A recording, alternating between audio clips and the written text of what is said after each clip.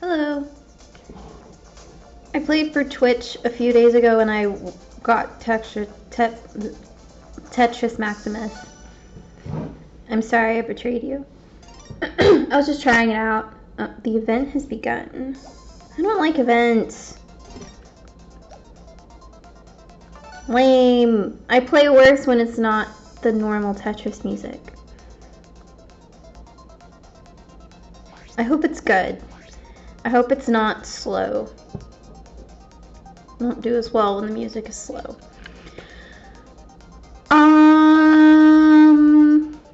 I changed my name. I don't know why. I don't know, just to be more consistent. I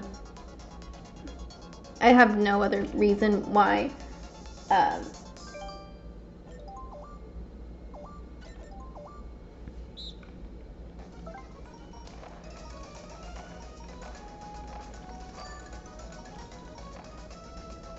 It's not bad, but I don't like it. So, it's Friday. I'm at home. Big shocker there. Okay, what I came here to talk about is... I've talked about this subject a lot. Let me preface this by saying it is very normal for me to become obsessed with an idea, with a topic, with a question, with a person even. You know, it can be anything. It can be the furniture in my apartment. It can be a math problem. It can be a movie or a book or a show. I was once obsessed with Marie Curie. I'm currently kind of obsessed with Stanley Tucci. And, God, it can literally just be anything. But it's no surprise because I've talked about this before. Here's why I'm getting also very anxious, and also why I'm just like angry at the simulation, the universe, what have you. It's just too meta for me, and I'm fragile, and it's not fair. I started doing these videos because I knew I would be lonely, and what do you know, I was right. And this has been very helpful for me in getting my thoughts out and in feeling just a little bit like a normal person when I start to spiral and things start feeling bad. I don't remember how I began that sentence, but it's just not fair because somebody that I'm coming to just like deeply appreciate and admire is known to watch videos like these, and so I feel nervous. Like there are thousands of these videos, and there are thousands of people doing exactly what I'm doing. The odds of this person ever seeing this are very slim. Even so, I find myself getting anxious, and it sucks because I wanted to do these without the idea of an audience being here, or at least like the idea of like my friends watching these if they want to know what I'm up to in my life, or I don't know. I feel like I can't really just relax.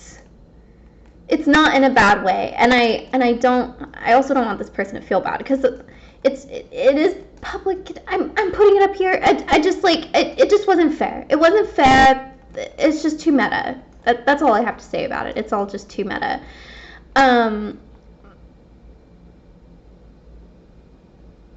hoping this is the last time I talk about this person because I've talked about it just a little bit before, but I've decided it's time for me, for myself, and for my health to talk about inside.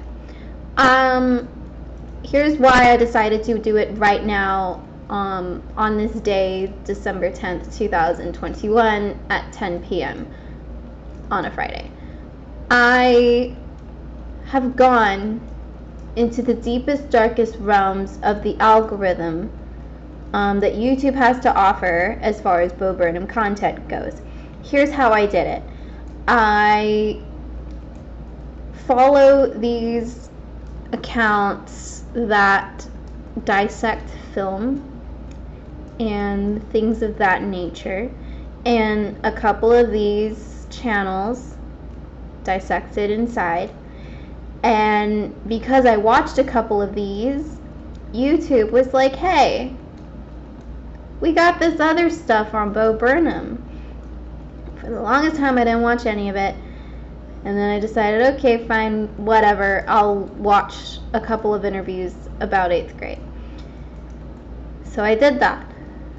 And then YouTube was like, hey, we got 7 more interviews if you want to watch them. And I'd be like, no, I'm going to watch Hot Ones instead. I'm going to watch Crash Course instead. I'm going to watch Emma Chamberlain instead. And still, every single day, YouTube was like, hey, we still got these interviews. Of what pop-up could pop? I've literally been on my laptop for the past, like, 4 hours. Not one pop-up has, I don't like him. Okay, he's gone.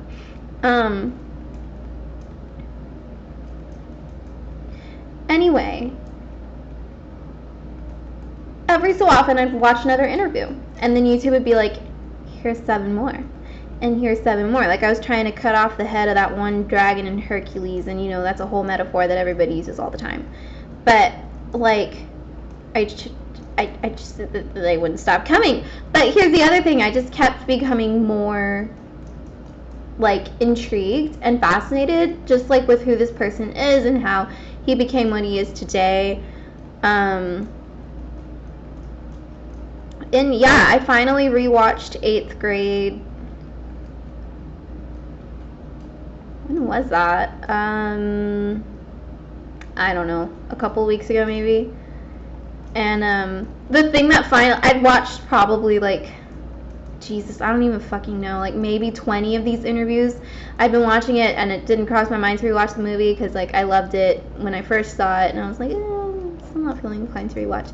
And then somebody asked a question about the music, like the score specifically. And he said something about, like, combining Trent Reznor and something else. And I was like, well, fuck, I don't remember the music. And now I'm curious to see what that sounded like. And that's why I rewatched it.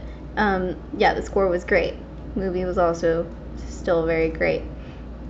I'm digressing a bit too much. My point is that I have the tendency to become obsessed with, like, puzzles.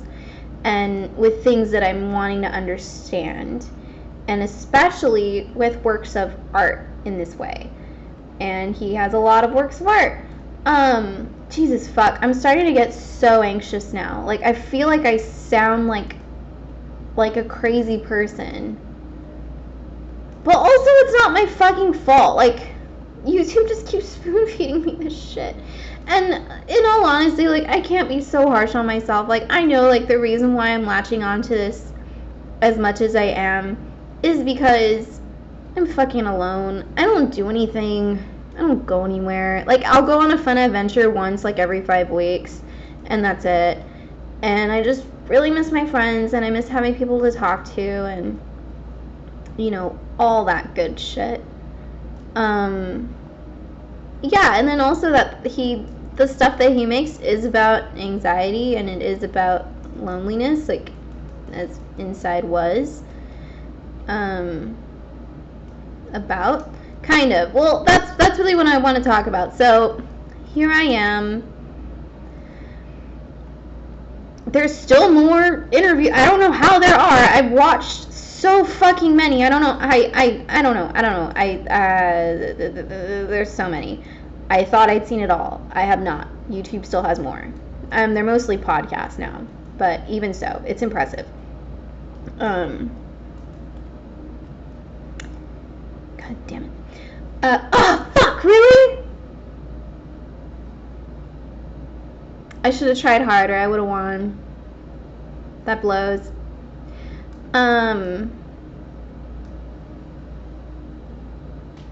Jesus, what was I saying?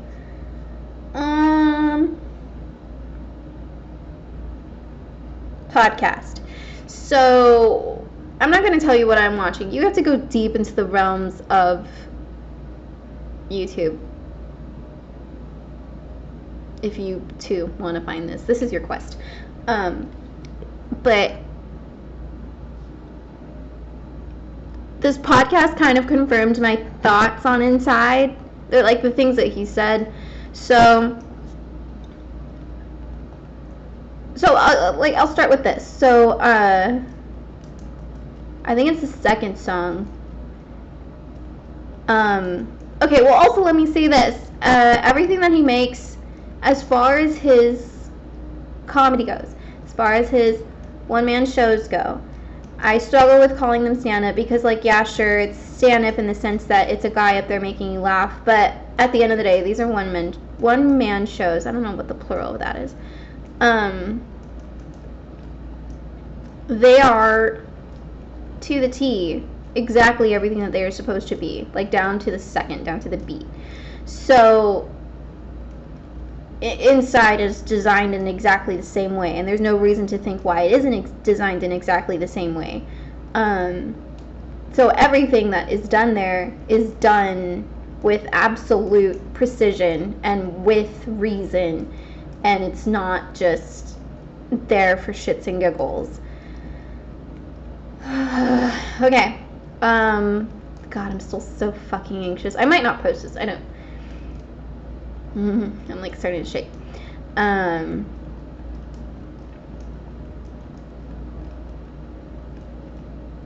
In the second song, which I've not seen any of these videos mention yet, it's when the light comes down and is like, you know, healing the world with comedy, the indescribable power of your comedy, blah, blah, blah. The camera zooms in on his face, and when it comes, fuck, I already fucked this up. I can't talk. I'm just like, okay. And the song starts out with him at the keyboard, and he has like shirt, pants, socks. Are there shoes? There might be shoes, actually, because he walks inside, yeah. There's at least socks. Walks in, sits down. Does he? Now I'm like fucking it up in my head.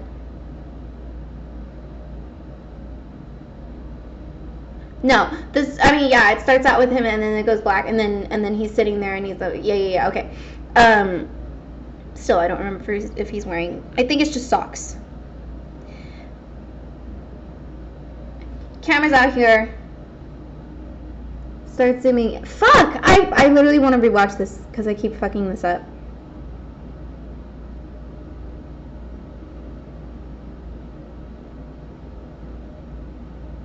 Oh, Elise, that's the wrong. It's not important. You see what he's wearing. That's the point. The light comes in and it's all on his face, and he, you know, locks his face, and this voice says, healing the world with comedy. When it comes back out and you see him full scale, he's not wearing socks anymore. Okay? No more. Just barefooted. I thought that was a reference to Moses. Like Moses speaking to the burning bush. And look, most of what I know from that story is from The Prince of Egypt, DreamWorks' best movie. You will not change my mind. In there, Moses happens upon the burning bush, and the bush, who is also voiced by, like,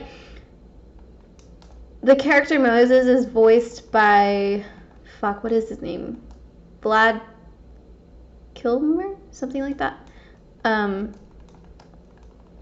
He also voices the voice of God, which was a cool, idealistic idea, I feel. And he says, you know, take off your shoes, for the ground on which you walk is holy. I don't fucking remember. I can't remember anything right now. Fuck, I'm so stressed out. Why am I so stressed out? I guess because I feel like I'm going to get this wrong. Like, I'm going to... I can't talk. What the fuck was I saying?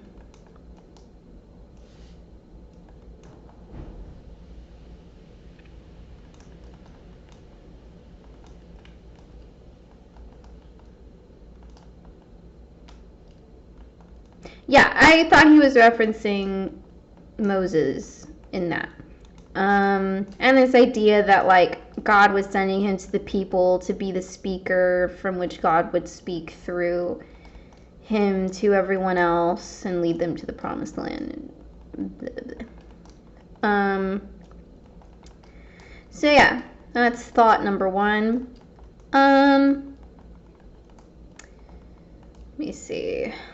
And then, like, this particular podcast that I found, he talks about vlogging and how it's very just, like, interesting in and of itself because it's like a form of prayer. And yeah, because it's like you're talking aloud. Like, you're not really talking to yourself because you know you're not talking to yourself because you know that you're going to post it. You're talking to somebody, but it's like, who are you talking to, and why are you doing it anyway? You're doing it to feel better. You're doing it to feel some kind of a release. You're doing it because you feel some type of way about something and you need help to figure it out, or you just need a more creative way to get the shit that's in your head out of your head that isn't just thinking. And yeah, he just kind of talks about it like it being prayer. And so I can't play and talk. I'm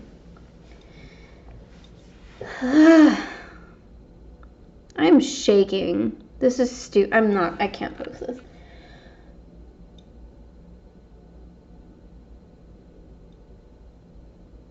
Yeah, like, watching this, trying to decipher what the light means versus what the camera means, plus this idea that he is performing in all of this. That's what this is. It's a performance. It's still something that he's creating. So what he's putting in this show is not necessarily him bearing his soul to you.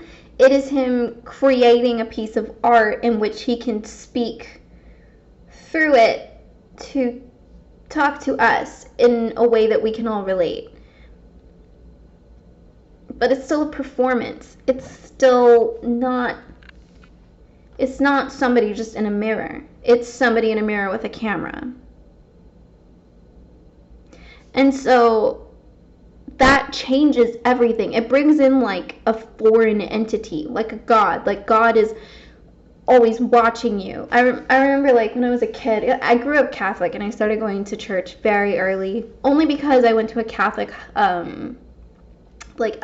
elementary school, only because I'm almost positive it was cheaper than daycare. Like, I started going when I was 3 years old. They had, like, pre-K, and my parents are not very religious. Like, my mom's kind of Catholic, but not really, and my dad's more Christian, but even so, they've never been, like, I remember I once saw somebody, like a kid, and he was, like, really, like, kind of scared, and he was like, I'm scared I'm gonna have nightmares or whatever, and his mom was like, you know, the Lord is always with you. And I was like, my parents have never ever said a thing like that to me. So, like, that just really blew my mind and made me kind of realize just how not religious my parents are. But I digress.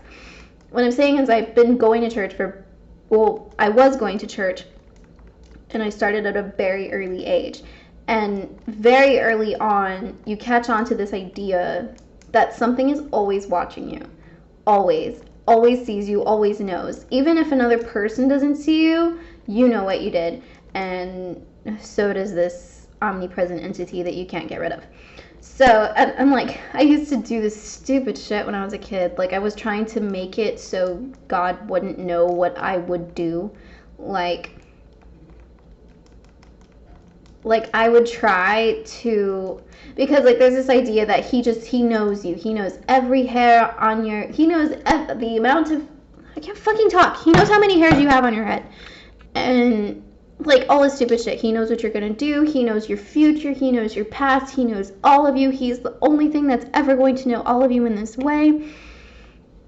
And, I remember when I was a kid, I was like, nuh-uh. Like, I can do something. He's like I'm gonna pick up my glass, and that wasn't in the script. Okay, I'm gonna surprise him. He doesn't know that's gonna happen.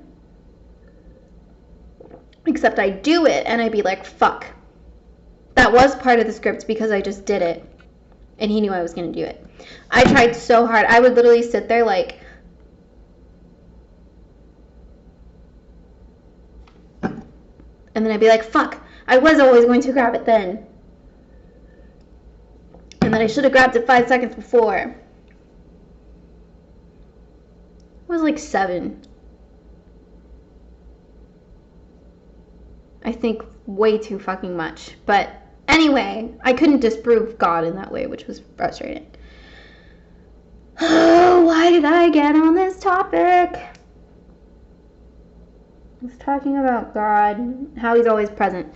So that's the idea with, like, the internet. The internet is just always present now. You have your phone on you always. It hears you. It is there. You can pick it up whenever you want to, and you can share your thoughts whenever you want to, and you can read other people's thoughts whenever you want to.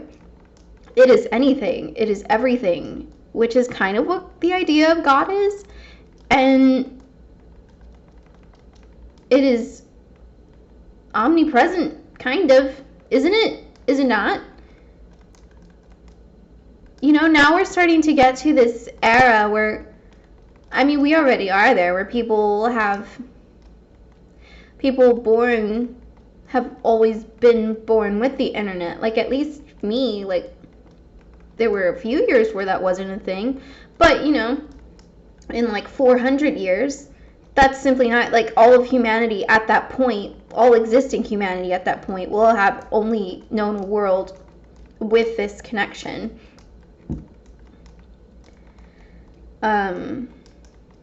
Yeah, and it just kind of like is a religion. Like, the first thing that you do, you wake up and you get on it. When you go to sleep, you're thinking about it. When you're doing something good, when you're doing something bad, you're thinking about it. It's truly fascinating. So I feel like there are many other other themes and topics that Inside has to offer. But I think something that nobody's really stated yet is that this is like a god. Internet is like a god.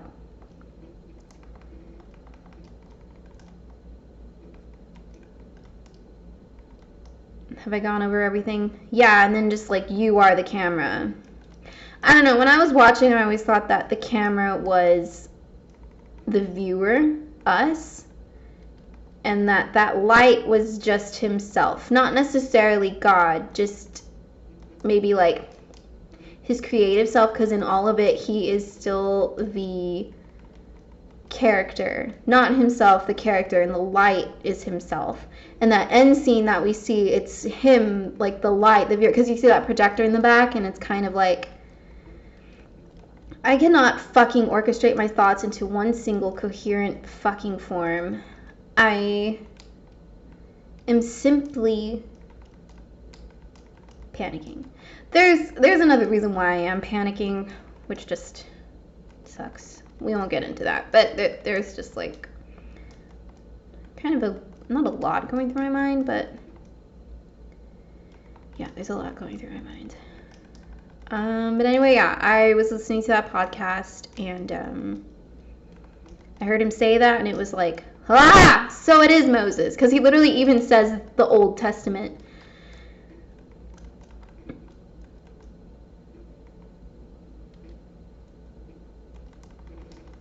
Yeah, that was a shit speech. I should not post this. I swear to God, I could write an essay on this, and I could, but everybody else already is, and they're all going to say the same shit. All the fun little Easter eggs, like 69 being on the AC thing during sexting, and like the door being open in the projection bit when he's like, don't. Okay, can you not? Please, just don't. Alright? Fucking quit it with the... I hope I got that right. I think I fucked up. I don't think he says please, but whatever. I just, like, I need a new obsession. And I'm just, like, all of this is too meta. And it's too meta because I'm alone. Because I've been living alone for years. And because I just moved across the fucking country to fucking Massachusetts. Of all fucking places.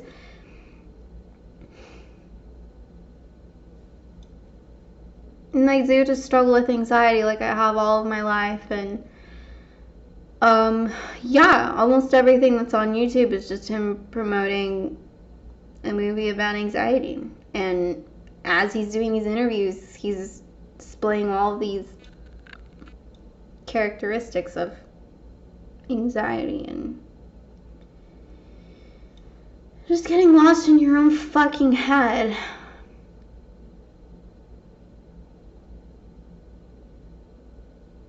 I know it's not healthy for me to just like latch on to the idea of a person that I admire. Like even one that I do truly admire. Just on a lot of levels. Even the way that he talks about his mom and her being a hospice nurse and just like all that empathy that he seems to have. Yeah, I'm honestly just truly a fan. But, like, I need a new obsession. I really do. I just, you know, like, I was really stupid obsessed with my living room state and with furniture, and then I got furniture, and now I don't think about it anymore. I'm not, and I feel genuinely better about my living room being fully furnished, and I'm happy with it. And same with clothes. I can get this way about clothes and shoes, and I got a lot of things over Black Friday, which I shouldn't have done, but I feel better in that respect. But for some reason I can't move past this, and I don't know if it's because YouTube keeps putting it in my face. I truly don't know, but I'm struggling to focus on anything. And maybe that's the big problem here. Maybe the big problem is that I am very depressed right now, and I'm very sad, I'm very lonely, and very anxious, and I just keep hearing this voice of the person that I feel I relate to. In a lot of ways.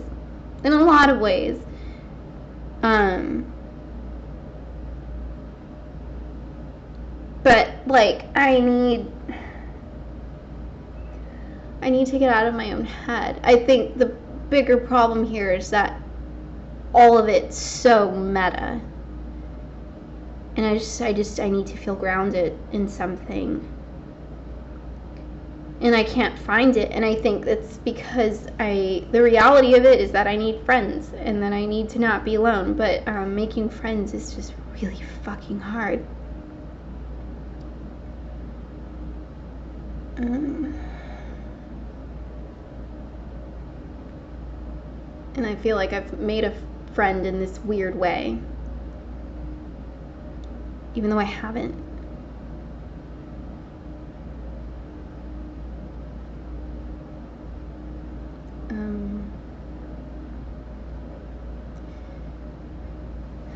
Yeah, if it wasn't for these videos, I wouldn't have another way to express myself.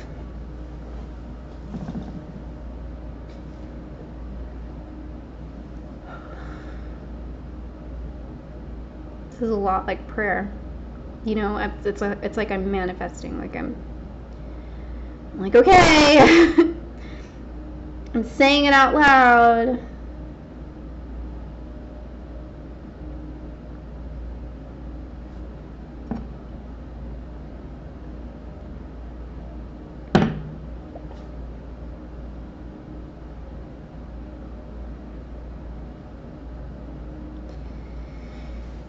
Ay. My cat's very ready to go to bed, so I might humor her and just go to sleep early. Okay, I am done talking. Goodbye.